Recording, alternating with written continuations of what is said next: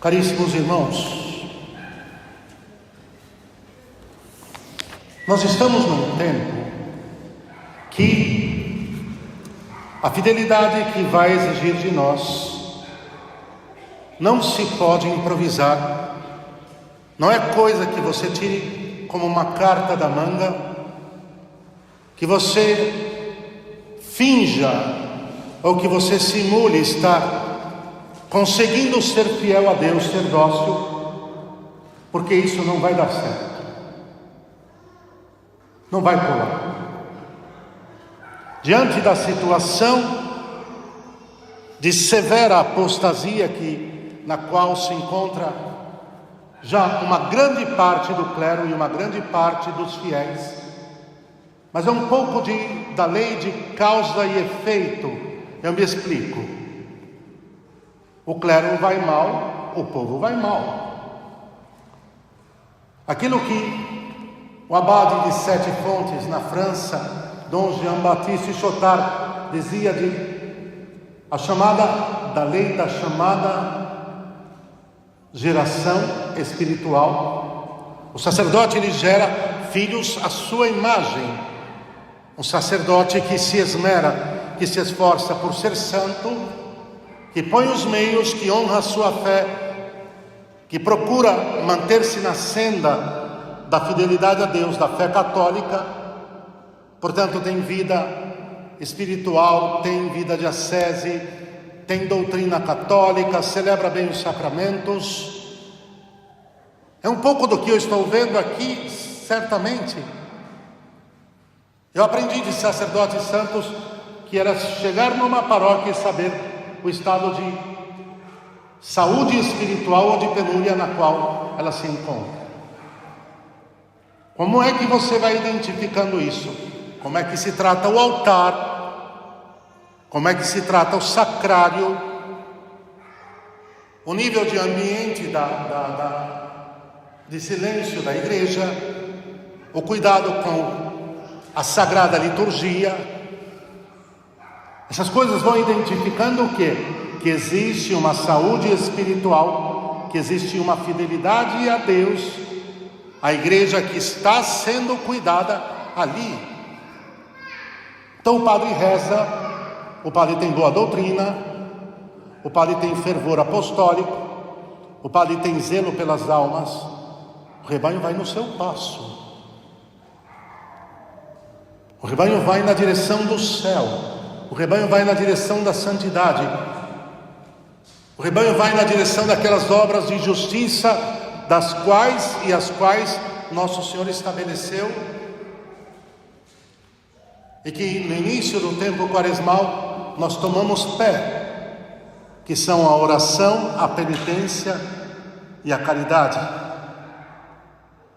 Ali no caso a esmola, oração e penitência é só o que Nossa Senhora repete todas as vezes nas aparições. Então o sacerdote leva isso em frente, o rebanho vai atrás. O sacerdote toma essas medidas por cercar o seu rebanho de cuidados, por dar-lhe o alimento espiritual sólido, doutrina católica. Doutrina católica não é invenção, não é o que eu penso ou o que eu acho, mas é o que Nosso Senhor revelou. O que veio do céu para nós, e o que veio do céu para nós é o que importa, e a plenitude do que veio do céu para nós é nosso Senhor e Salvador Jesus Cristo. E Ele fundou uma igreja e deixou uma doutrina confiada aos santos apóstolos, e para se ser católico é preciso ser fiel a esta igreja única e una, e é preciso ser fiel a esta doutrina, que está sintetizada nos 12 artigos do credo, do símbolo de fé, seja o símbolo apostólico, que é o que comumente rezamos, seja o símbolo niceno-constantino-politano, que é o que se reza ao menos nas grandes solenidades do Santo Natal e da Santa Páscoa, mas que deveria ser rezado melhor todos os domingos. ou o símbolo de fé de Santo Atanásio, esse praticamente muito desconhecido, praticamente conhecido por ninguém, e que Santo Atanásio começa dizendo que se você quiser ser salvo, você tem que professar a fé católica. Quem quiser ser salvo tem que professar a fé católica. Parece-me uma causa de escândalo isso, não? Hoje para nós, quando no meio desta bagunça toda que nós temos, dá a impressão que dá tudo no mesmo, e que não importa o que eu sou, não importa se eu estou numa seita protestante, ou não importa se eu estou na igreja católica vivendo mal, vivendo de qualquer jeito, que dá tudo na mesma, porque não é assim. Mas isso é porque, infelizmente, caríssimos fiéis, existe uma deformação do rebanho, uma desnutrição do rebanho, um descuido do rebanho, existe um abandono do rebanho por todos os lados, que onde a coisa é diferente, onde a coisa é bem cuidada, onde o sacerdote fiel se vê exatamente ao contrário. Um rebanho alimentado, um rebanho sanado, um rebanho mais forte, um rebanho capaz de andar com passos mais firmes atrás de seu pastor, que terá então seu rebanho mais perto e, como consequência, poderá protegê-lo de uma forma mais intensa dos ataques do lobo. Porque se fica uma ovelha lá para trás, ele tem que deixar as que estão junto a ele e correr lá atrás para juntar a outra, e fará isso, mas deixa as que estão na frente expostas. E se todas andam muito juntas, muito compactas, se elas andam no mesmo passo, dóceis ao seu pastor, obedientes ao seu pastor, o que acontece? Que fica mais fácil de defendê-las dos ataques dos lobos. E é o que nós temos visto, exatamente isto em nossos tempos. Quem tem sido católico para valer, quem tem sido fiel sinceramente, quem tem vida espiritual, quem conhece a doutrina católica, quem estuda o catecismo, quem conhece a vida dos santos, está mais unido do que nunca o supremo e eterno pastor, nosso Senhor Jesus Cristo, e não vai cair em alguma armadilha, em algum penhasco, não vai sair do caminho e se desviar, porque está mais cuidado, porque está mais protegido. E o que nós precisamos hoje é pedirmos a Deus a graça de nos conservar nesta fidelidade. Por quê? Porque Cristo vos reconciliou pela morte que sofreu no seu corpo mortal, para vos apresentar como santos, imaculados, irrepreensíveis diante de si. São Paulo não está falando aqui de apresentar um rebanho largado, que vive mal, que não tem nenhuma constância na sua fé, que é deplorável, que é um mau exemplo.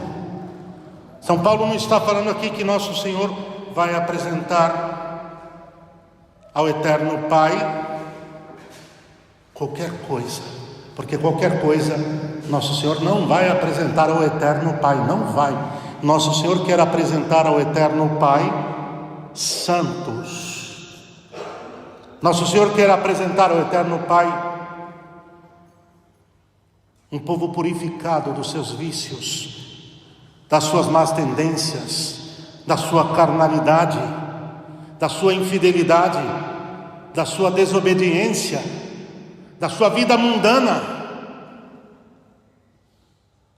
Cristo não vai apresentar ao Pai, me desculpem, frutos podres. Eu tenho que ser sincero, porque não é a nossa constituição, não é a nossa vocação sermos frutos podres. Ninguém aqui tem vocação para ser fruto estragado, fruto carcomido pelo bicho, o bicho dos vícios, o bicho das trevas, o bicho do maligno, o bicho do mundanismo. Não, nenhum de nós tem vocação a ser fruto podre, mas tem vocação a ser fruto santo da graça de Deus, santificado, purificado, testemunha da luz, da verdade. Então vocês ouviram, e há que sermos coerentes, sacerdote e fiéis leigos, o que nosso Senhor quer apresentar ao Pai é um rebanho irrepreensível diante do eterno Pai. Está aqui. Mas é necessário que então permaneçais inabaláveis e firmes na fé, sem vos afastardes da esperança que vos dá o evangelho que ouvistes. Olha, agora se ensina aqui com os fariseus do evangelho é que não podia nada segundo a conveniência deles, porque só Deus pode determinar o que pode e o que não pode. E os fariseus, que naquela época eram intérpretes da Escritura, eles eram intérpretes meio que vacilantes. Foi o que os profetas os corrigiram várias vezes. Ainda que como fariseus mesmo, alguém pode dizer que eles só surgiram ali uns 400 anos antes de Cristo, mas a classe, a elite espiritual de Israel já vinha andando mal e já vinha tropeçando fazia muito tempo. Então primeiro os profetas corrigiram-nos e eles foram matar os profetas. Depois veio o Filho de Deus, o único que tem autoridade no céu e na terra, e confiou esta autoridade à Santa Igreja. E aí nós temos ali que os fariseus inventaram um monte de coisa para dizer o que não podia, para eles se darem bem. Agora estão inventando um monte de coisas que podem, para se continuar se dando bem. Infelizmente estão corrompendo a doutrina salvífica de nosso Senhor. Estão corrompendo a moral católica a custo do quê? Eu me pergunto. Com qual intenção? Ao afirmar que tudo pode, se Deus não permitiu dizer que tudo pode, porque não pode mesmo. Quem pode aqui? Quem tem autorização para pecar? Quem tem autorização para o adultério? Quem tem autorização para violar a castidade? Quem tem autorização para viver na impureza? Quem tem autorização para mentir? A mentira é uma doença, e normalmente a pessoa que se acostuma a mentir, ela não se sente com o tempo mais mal mentindo, porque ela está tão corrompida, ela está tão viciada, ela está tão acostumada a mentir, que para ela tanto faz, tanto fez. E assim com todo o pecado, a pessoa vive na impureza, a pessoa vive escrava da luxúria, a pessoa vive na carnalidade, a pessoa vive no adultério. E depois vem o segundo casamento, e o terceiro casamento, e o quarto casamento, e o quinto casamento, que na verdade a partir do segundo nenhum é casamento nenhum. São adultérios que vão se multiplicando, como a mentira é múltipla, a verdade é una. Um só Deus, um só Senhor, um só batismo, um só esposo, uma só esposa, um só matrimônio, uma só Eucaristia. A mentira é múltipla. Se o fulano está no quarto dito casamento, me desculpem, só se pode dizer que ele está cada dia mais perto do inferno. E era necessário se ter a coragem de dizer isso para esta alma, para que ela se corrigisse. Era necessário se ter a coragem de dizer: arrepende-te e muda a tua conduta de vida. Sabe por que você está no quarto casamento? Porque você é o Deus de si mesmo. Porque você não quer viver o amor e a verdade. Você quer buscar o prazer e a diversão e sei lá o que, a custo da dor e da destruição de quantos for necessário passar em cima, contanto que você faça a sua própria vontade. Porque se você não tivesse disposto a fazer sua própria vontade, mas a vontade de Deus, você diria: eu jurei fidelidade até a morte, morte de cruz, e eu vou levá-la com a graça de Deus, não com as minhas forças, porque sozinho eu não posso, eu vou levá-la até o fim. Mas esse falso ensinamento que está sendo transmitido agora, nesta falsificação da verdade que está sendo ensinada agora, nesse desvirtuamento da fé católica que está se fazendo agora, pode tudo. É muito triste isso. Vale tudo, sob o pretexto de encher nossas igrejas. E esta é uma armadilha do tamanho do mundo. Sabem por quê, meus filhos? E já que estamos no meio dele, é isso que ele dizia. Porque enchermos para quê? Com qual finalidade? Para ofender mais a Deus? Para sacrilegiar mais a Eucaristia? Para insultarmos mais ainda o que é sagrado? Padre Pio dizia, confidenciou isso ao Padre Gabriel à morte, e quem faz menção a esta confidência é o jornalista espanhol José María Zavala, quando ele entrevistou uma das videntes de Garabandal e fala desses tempos que nós estamos vivendo. Ele recorda que o Padre Gabriel à morte, que foi seu amigo e seu confidente, melhor dizendo, foi seu diretor espiritual do Zavala, disse que ouviu do próprio Padre Pio, e não falo isso com gozo, com alegria: faltará lugar no inferno para tantas almas que vão se perder. Padre Pio, faltará lugar no inferno. Por que o Padre Pio disse isso? Padre Pio foi um grande santo, provavelmente um dos que mais se assemelhou a Nosso Senhor. Com que naturalidade ele dizer uma coisa desse tamanho? O negócio é que ele já via e tinha o discernimento, ele já via e ele tinha o discernimento de que um falso ensinamento, uma falsa catequese, uma falsa moral substituiria a verdadeira e produziria o fruto mais terrível e estragado que pode existir: a condenação de um número sem fim de almas que serão condenadas por não conhecer a verdade que as teria salva. Mas tem um detalhe nisso aqui: ai daqueles que estão ensinando o caminho da perdição para as almas.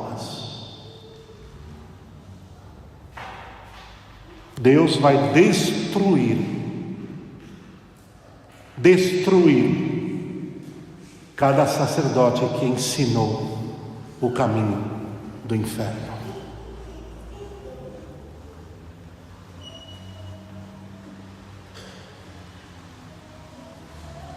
No inferno, os que mais irão sofrer são aqueles que mais deveriam ter amado a Deus e que mais o negaram e o odiaram, sendo escravos de si mesmos, e então do maligno, com seu orgulho, com a sua arrogância, inventando falsas teologias, inventando coisas que nunca Nosso Senhor disse, nunca Ele ensinou, corrompendo a piedade do povo, alienando o povo da doutrina de sempre, falsificando com doutrinas espúrias e malvadas.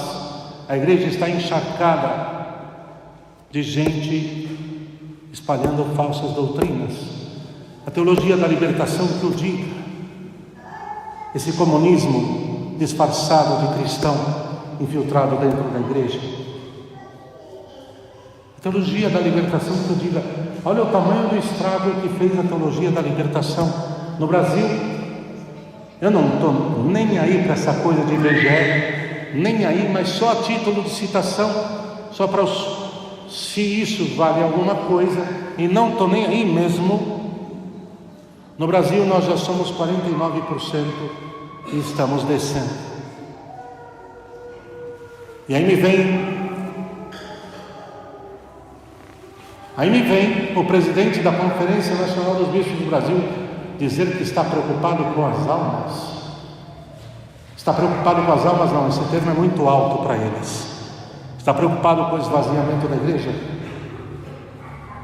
Mesmo? Ensinando o comunismo disfarçado de religião? Afastando as almas da luta ascética? Tirando o santo temor de Deus? Deixando de pregar sobre morte, juízo, inferno e paraíso? Não dobrando os joelhos no chão diante da Eucaristia? Desprezando os mistérios da nossa fé? Levando as pessoas a viverem no pecado como se fosse normal e tudo aceito por Deus? Está preocupado com o quê? Preocupados com as almas estão os sacerdotes que sentam horas no confessionário, que visitam os enfermos, que dão doutrina, que celebram com piedade, que põem o povo para adorar o Santíssimo, que fazem penitência pela conversão do seu rebanho, que rezam incansavelmente. Esses estão preocupados com as almas. São esses. Não são os que fizeram conchavos com o poder do Estado anticatólico e ateu. Está lá na China.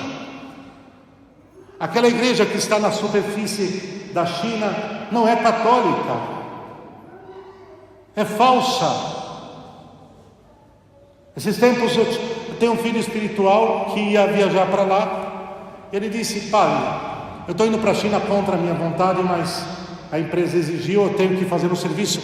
Vai ser meio que relâmpago, meio bate e volta, eu vou ficar lá uns 3, 4 dias, mas eu vou fazer comunhão espiritual, porque eu sei que aquelas paróquias que estão lá não são a igreja de fato. Eu falei: é isso aí. Ah, mas tem o acordo com a ABCD.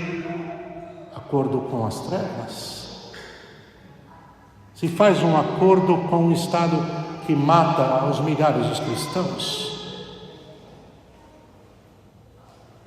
que favorece o aborto, o assassinato de crianças inocentes no ventre materno e até o momento do seu nascimento, que aí já não é dentro do ventre materno, mas fora, mas é tão assassinato, ambos são tão assassinato quanto. Vai fazer o que lá? Um teatro? Ele disse: eu vou rezar os meus rosários, vou fazer as minhas comunhões espirituais e volto ao Brasil. E no Brasil volto ao altar, porque lá não tem altar. Tem, mas estão nas catacumbas, localizaram um local onde há um sacerdote validamente ordenado e que tenha um altar e que celebre validamente o santo sacrifício. Até porque se eles forem localizados, eles são deportados imediatamente. Então, nas paróquias, a falsificação da fé católica. Como é que eles vão localizar? Não tem como. Tem. Mas como é que vai localizar?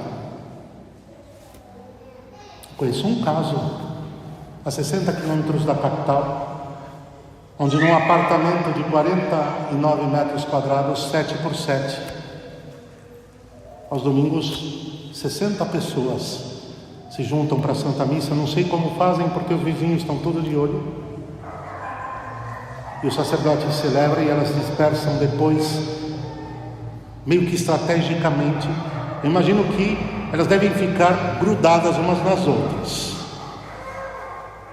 mas para ter a Santa Missa, o sacrifício perpétuo, e para ter Jesus sacramentado, verdadeiramente válidos. Meus filhos, o Senhor está perto de quem o invoca, diz o salmista. Quando nós rezamos como católicos, Deus está perto de nós, e com autoridade. E nossa Rainha Santíssima, no fundo, quem é que vai nos alcançar a graça da fidelidade nesta hora? É Nossa Senhora. Quem dela se fizer filho e se comportar como filho será salvo. Quem dela não se fizer filho e não viver sob o seu manto vai terminar condenado. Estou falando como católicos, eu não estou falando quem está fora da igreja. Esses já não fazem parte do redil de Cristo, já não estão no rebanho de Cristo, já não estão na grei de Cristo, já não são de Cristo.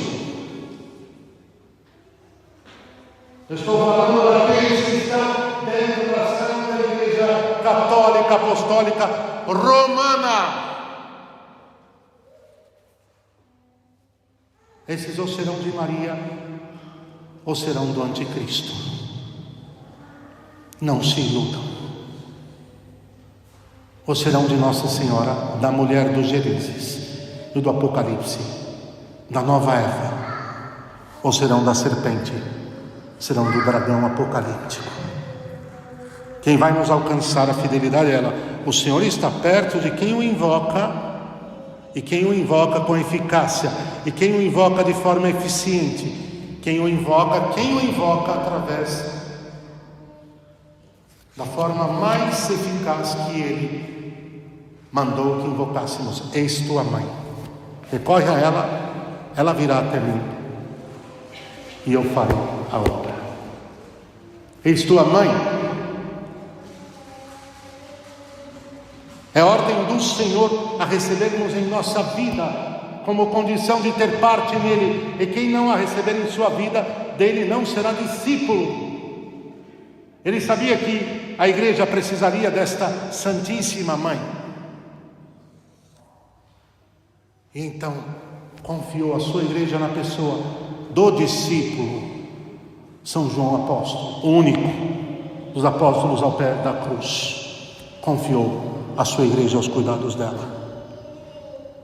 Caríssimos fiéis, não temos o que temer, mas temos que despertar, e temos que tremer, sim, diante da exigência que se abre à nossa frente. Apostasia, negação, indiferença, materialismo, um ódio a nós, e nós vamos ter que enfrentar isso. Sem a graça divina já perdemos. Com a graça divina que se nos foi alcançada na cruz, nós já somos, como diz São Paulo, mais que vencedores, por mediação de Nossa Senhora. Mas nós temos que nos dispor.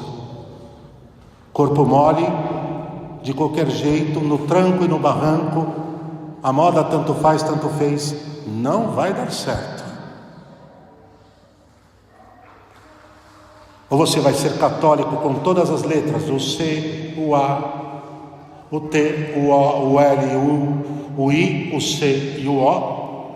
Ou você vai ser católico com todas as letras maiúsculas, ou você vai perecer. Eu sei que aqui vocês estão sendo cuidados para ser apresentados a Deus de forma como santos, imaculados e irrepreensíveis. Não estou falando que estão prontos não, hein? Nenhum de nós. Nós ainda vamos ter que ser muito forjados, todos nós. Eu me incluo no pronome plural aqui.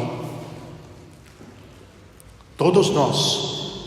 Eu sou muito católico. A pessoa que disser que é muito católica, você tem a certeza, o selo de qualidade, que essa não é com certeza. Quando alguém chegar dizendo assim: padre, eu sou muito católico, eu digo que eu rezo duas jaculatórias. A primeira é, duas invocações. A primeira é: vinde, ó Deus, em meu auxílio. E a segunda é: vade retro. Padre, eu sou muito católico. É a única coisa que você não ouviria nunca de um santo. A pessoa, quando ela diz eu sou muito católico, é a certeza de que ela está numa mediocridade, que ela está na cegueira, que ela está na mesmice, que ela está na estupidez. Agora, quando ela diz assim: Padre, eu sou um pecador tremendo tentando me emendar, o senhor reza pela minha conversão? Aí eu faço assim: vem cá, meu filho querido, vem cá. Aqui vai render a conversa. Agora, se chegar com esse papo furado, eu sou muito católico, sério, eu desanimo. Na hora me dá até um torpor assim, eu fico meio, sabe, quando você come aquela feijoada e exagera, você fica mal depois do almoço. É mais ou menos esta sensação que você tem quando ouve alguém chegar se jactando de ser muito católico. Como é possível ser muito católico? Você está no nível de São Francisco de Assis, que eu acho difícil, hein? Você está no nível de São Padre de Teresinha, ou a senhora está no nível de Santa Gina Galdani, de Santa Teresa de Lisieux. Ou é difícil falar, eu sou muito católico? Abre seus olhos. Agora, se você falar, Padre, eu sou um pecador tentando me arrepender, e ver se me emendo, o senhor pode rezar por mim? Vem cá, meu filho, vem aqui, vamos aprofundar essa conversa. Estão entendendo, filhos? Nunca digam, eu sou muito católico. Muito católico foi São Pio X. Muito católico foi Santa Filomena. Então,